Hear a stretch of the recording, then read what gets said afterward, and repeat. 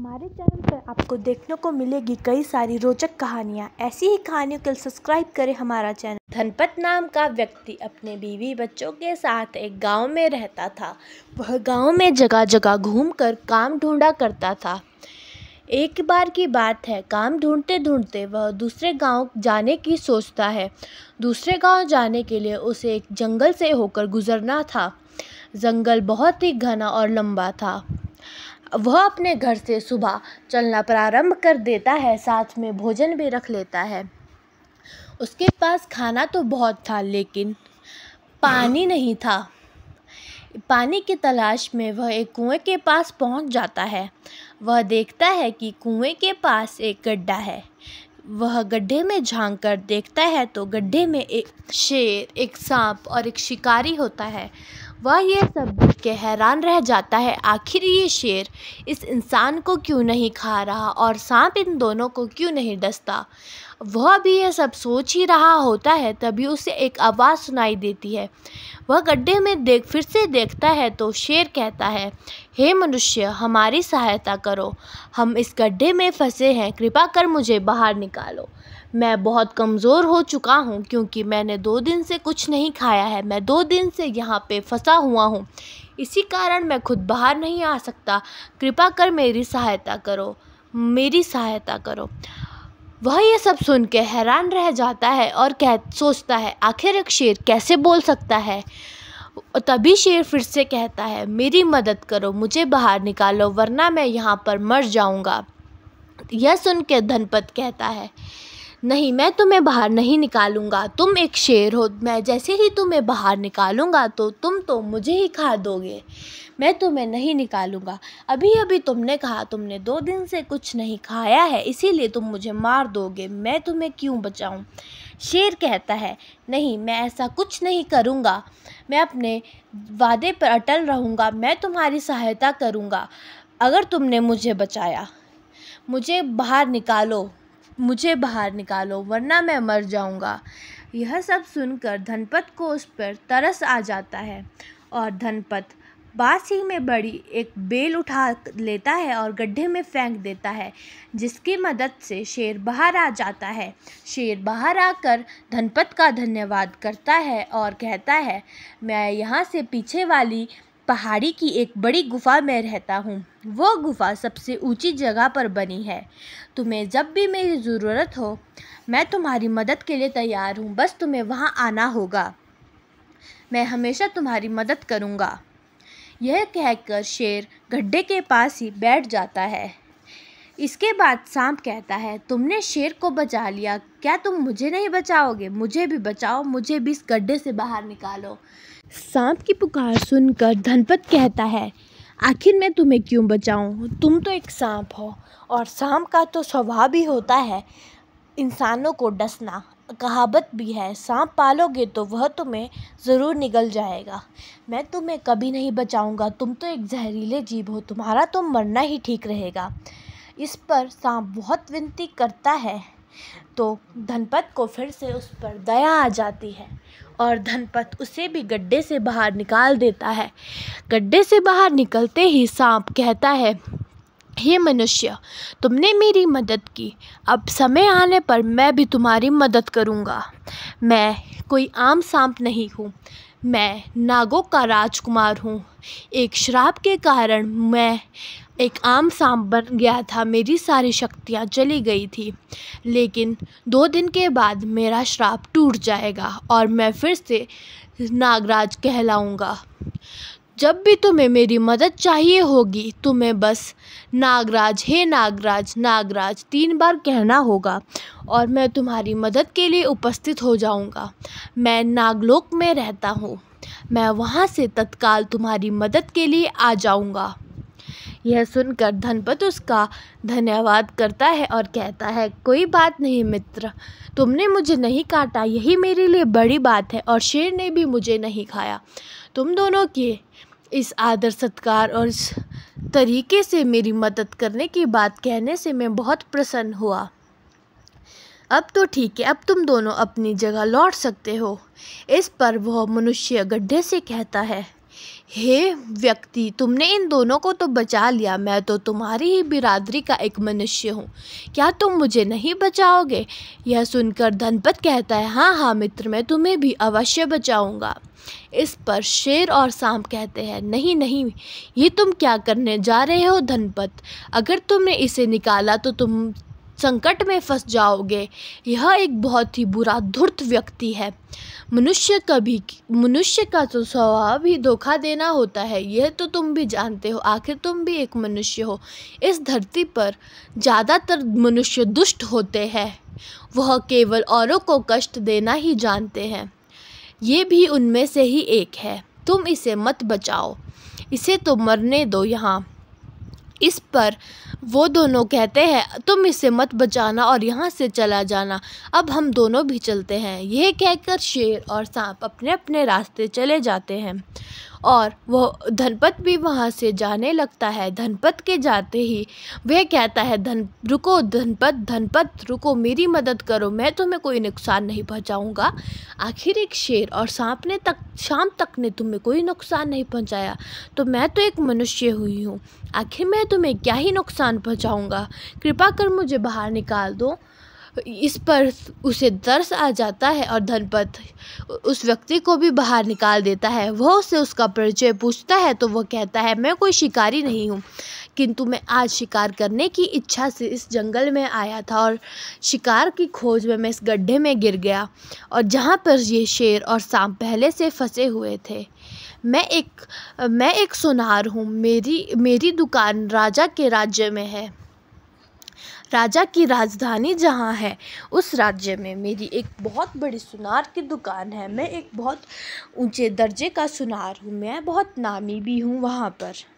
यह सब सुनकर धनपत प्रसन्न हो जाता है और उससे कहता है, अब आप भी अपने रास्ते चले जाइए और मैं भी चला जाता हूँ अपने काम की तलाश पर। इस पर वह आगे की ओर चला जाता है। धनपत बहुत दिनों तक काम की तलाश में घूमता रहता है, पर उसे कोई भी काम नहीं मिलता। इस पर वह बहुत निराश हो जाता है, क्योंकि उसे पता था अगर वो काम नहीं करेगा तो उसका परिवार जीवित नहीं बचेगा, क्योंकि उनके पास ज़्यादा भोजन और धन नहीं था। वह जानता था उसके परिवार के पास केवल कुछ और दिनों का ही भोजन शेष होगा और थोड़े से ही स्वर्ण मुद्राएं, 2 या 3।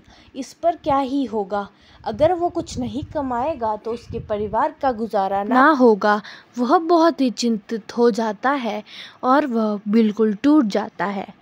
तभी उसे शेर का ख्याल आता है जिसकी उसने मदद की थी। वह तुरंत पहाड़ी के सबसे ऊंचे छोर पर बनी गुफा ढूंढ लेता है और शेर से जाकर मिलता है। वह शेर को पुकारता है, हे शेर, मैं धनपत हूँ जिसने तुम्हारी जंगल में सहायता की थी, मुझे तुम्हारे मदद की ज़रूरत है। यह सुनकर शेर गुफा से बाहर आ जाता है और धनपत से सारा हाल जानता है।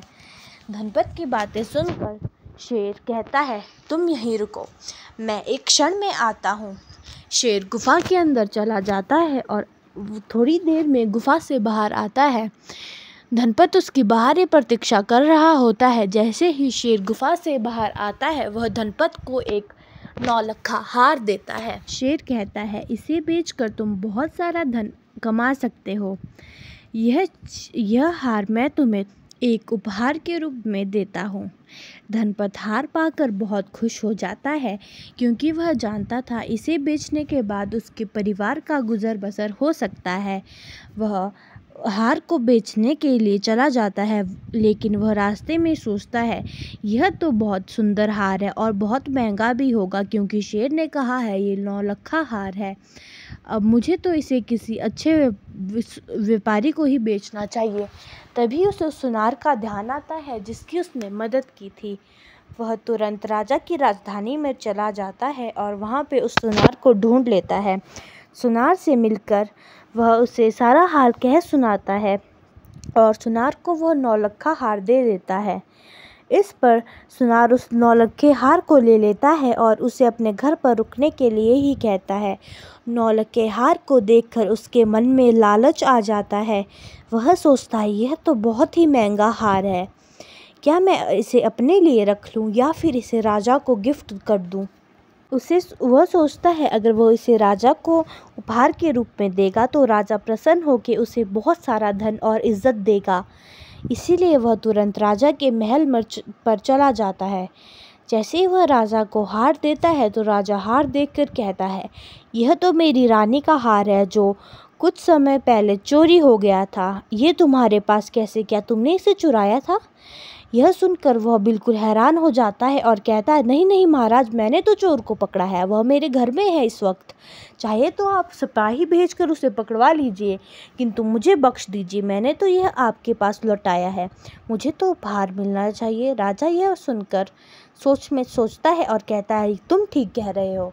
और यह कहते ही वह सुनार को 10,000 सोने की मुद्राएं दे देता है और सिपाहियों को भेजकर धनपत को पकड़ने के लिए कहता है। सिपाही धनपत को राजा के सामने पेश करते हैं। इस पर धनपत बहुत डर जाता है। वह कहता है, ये सब क्या हो रहा है? आखिर मुझे इस तरह क्यों लाया जा रहा है महाराज? आखिर मेरा गुनाह क्या है? राजा कहता है, तुम एक चोर हो, तुमने मेरी रानी का हार चुराया है। यह 9 लखा हार रानी का है जिसे तुमने चुराया है और सुनार को बेचने गए थे, किंतु सुनार ने मुझे सब सच बता दिया है। तुम एक चोर हो, तुम्हारी सज़ा यही है कि तुम पूरी उम्र कैद में रहोगे। वह अपने सिपाहियों से इसे जेल में डालने का आदेश देता है। धनपत को उसी क्षण जेल में डाल दिया जाता है। धनपत बहुत रोता है, उसे समझ नहीं आ रहा होता है आखिर अब वह क्या करे। वह बहुत रोता है, उसे कुछ पता नहीं चल रहा होता है। इस पर एक दिन गुजर जाता है। अब उसे अपने परिवार की चिंता सताने लगी थी।